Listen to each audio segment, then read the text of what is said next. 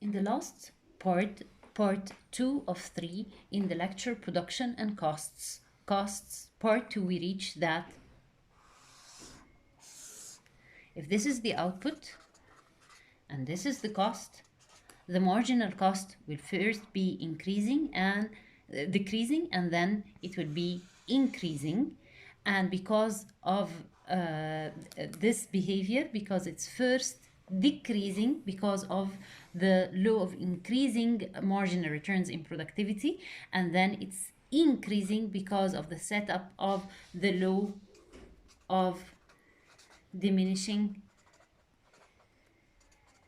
marginal returns in productivity. And because of this behavior in the marginal cost influences the shape of the average cost. It pulls it downwards and then it meets it at the minimum point, and then the average cost curve increases, and so it has its unique U shape. So can the average cost shift? Can the cost curves shift? Yes, cost curves can shift upwards and downwards. How? We will examine two factors. The position of a firm's cost curves can be influenced by technology and prices of factors of production. So let's assume that there is an increase in productivity due to an enhancement in technology. The product curves shift upwards, and so the cost curves shift downwards. So you find that if this is the cost curve and this is the output, you find that if this was the initial average cost curve, the average cost curve will shift downwards. Why did it shift downwards? Due to an enhancement in technology. Another shift factor is the price of factors of production. Factors of production are inputs like raw material, labor. So if the prices of factors of production are influenced, for example, an increase in the price of factors of production, this increases the cost of production and shifts the cost curve. So here,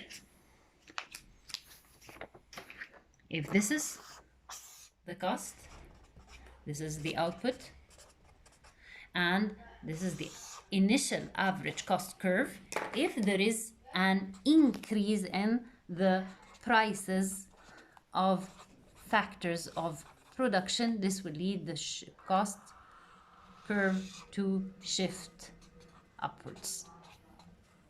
Okay, this is of course happening in the short run. What is the behavior in the long run?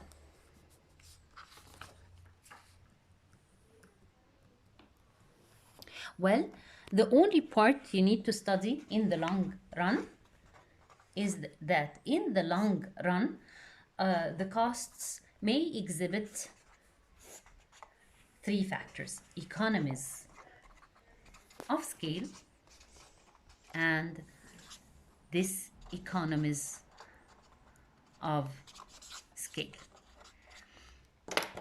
Okay, so this happens. What is economies of scale? Economies of scale is a term commonly used in firm behavior, where in the long run costs, and this is the output, and here the output is function in inputs, and all inputs can be varied or changed. You can change any input. So you see that the average cost here, the long run average cost curve, you can exhibit economies of scales.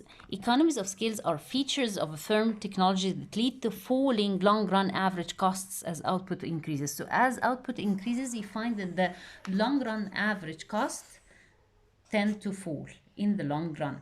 And this is the part of economies of scale. Why? Because the firm is huge, so it buys raw material in bulk. It does standardized advertisement. It does massive distribution capacity. So it first has economies of scale, but after a period, it has constant behavior. And after this part of constant returns to scale, it suffers from a part of rising long-run average cost curves. And in this part of rising long-run average cost curve, this is the part of where the firm exhibits this economies of scale. This economies of scale, the main reason is that the firm's technology that lead to rising long-run average costs as output increases. The main reason cited is complexities in management, and it becomes very complex to manage a huge organizations with multiple managerial capacities. This is basically what you need to learn in the long run, that the firm exhibits in the long run average cost curves a part where it first has economies of scale, and it's the firm is producing at very low long run average costs, and then if the firm continues to produce more and more output in the long run, it loses these economies of scale and suffers from this economies of scale. And that's it, and thank you very much.